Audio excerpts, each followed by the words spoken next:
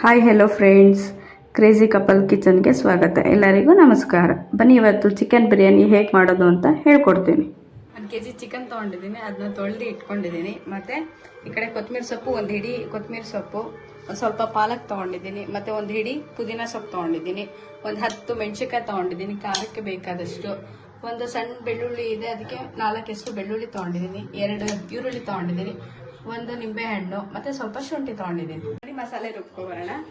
ಒಂದು 10 ಹಸಿಮೆಣಸಿನ್ಕಾಯಿ ತೊಗೊಂಡಿದ್ದೀನಿ, ಸ್ವಲ್ಪ ಶುಂಠಿ ತೊಗೊಂಡಿದ್ದೀನಿ, ಮತ್ತು ಬೆಳ್ಳುಳ್ಳಿ ಬಿಡಿಸಿಟ್ಕೊಂಡಿರೋ ಬೆಳ್ಳುಳ್ಳಿ, ಮತ್ತು ಪುದೀನ ಸೊಪ್ಪು, ಪಾಲಕ್ ಸೊಪ್ಪು, ಮತ್ತು ಕೊತ್ತಂಬರಿ ಸೊಪ್ಪು ಇಷ್ಟನ್ನ ರುಬ್ಬಿಟ್ಕೊಬರೋಣ ಬನ್ನಿ.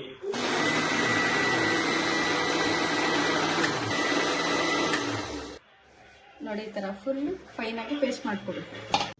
ನಾನು ಕುಕ್ಕರ್ ಇಟ್ಕೊಂಡಿದ್ದೀನಿ. ಒಬ್ರೊಬ್ರು ತಪ್ಪಲೆಯಲ್ಲಿ ಕೂಡ ಮಾಡ್ತಾರೆ, ಒಬ್ರೊಬ್ರು ಕುಕ್ಕರಲ್ಲಿ ಕೂಡ ಮಾಡ್ತಾರೆ. ನಾನು ಸ್ವಲ್ಪ ಎಣ್ಣೆ ಹಾಕೊಂಡಿದ್ದೀನಿ, 150 ಗ್ರಾಮ್ ಎಣ್ಣೆ ಹಾಕೊಂಡಿದ್ದೀನಿ. ಕಟ್ ಮಾಡಿ ಉದ್ದಕ್ಕೆ ಹೆಚ್ಕೊಂಡಿರೋ ಈರುಳ್ಳಿ ಹಾಕ್ತಿದ್ದೀನಿ.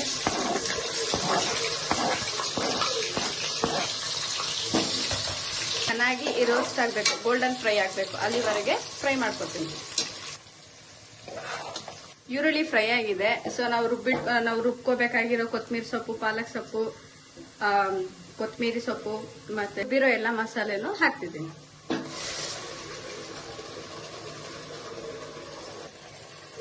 ಇದು ಹಸಿ ಸ್ಮೆಲ್ ಆಗೋವರೆಗೂ ಹುರ್ಕೋಬೇಕು, ಹಸಿ ಸ್ಮೆಲ್ ಹೋಗ್ಬೇಕಿದು. ಗರಂ ಮಸಾಲೆ ಹಾಕ್ತಿದ್ದೀನಿ, 1/4 ಟೀ ಸ್ಪೂನ್ ಅಷ್ಟು ಅರಿಶಿನ ಹಾಕ್ತಿದ್ದೀನಿ. ಹಾಕಿ ಮಿಕ್ಸ್ ಮಾಡ್ಕೋಬೇಕು.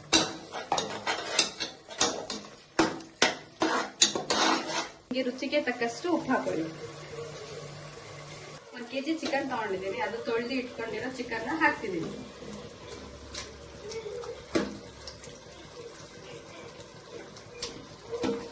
ಟೊಮೆಟೊ ಯೂಸ್ ಮಾಡಿಲ್ಲ, ಸೊ ಚಿಕನ್ ಹಾಕೊಂಡಿರೋದನ್ನ ಫುಲ್ ಎಲ್ಲ ಮೇಲೆ ಕೆಳಗಡೆ ಮಾಡಿ ಚಿಕನ್ಗೆಲ್ಲ ಮಸಾಲೆ ಅಂಟ್ಕೋಬೇಕು, ಅಲ್ಲಿವರೆಗೆ ತಿರ್ಗಿಸ್ಕೊಳ್ಳಿ.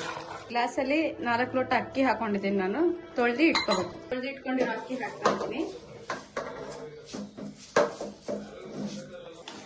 ಚೆನ್ನಾಗಿ ಮಿಕ್ಸ್ ಮಾಡ್ಕೊಳ್ಳಿ ಮೇಲಿಂದ ಕೆಳಗೆ. ಒಬ್ರು ನೀರು ಹಾಕ್ಬಿಟ್ಟು ಅಕ್ಕಿ ಹಾಕ್ತಾರೆ, ಬಟ್ ಹಾಗೆ ಹಾಕಿದ್ರೆ ಅಷ್ಟು ಟೇಸ್ಟ್ ಆಗಿ ಬರಲ್ಲ.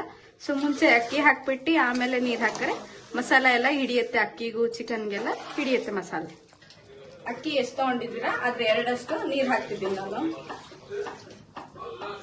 ಮಿಕ್ಸ್ ಮಾಡ್ಕೊಳ್ಳಿ ಚೆನ್ನಾಗಿ.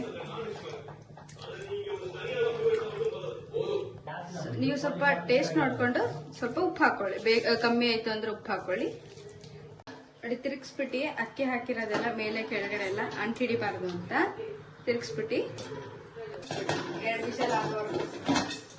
ಬಿರಿಯಾನಿ ಆಗಿದೆ, ಹೇಗಿದೆ ಅಂತ ನೋಡಿ ಟೇಸ್ಟ್ ನೋಡೋಣ. ಕಲರ್ ಮತ್ತೆ ಎಷ್ಟು ಇದಾಗಿದೆ, ಎಷ್ಟು ಉಡಿ ಆಗಿದೆ.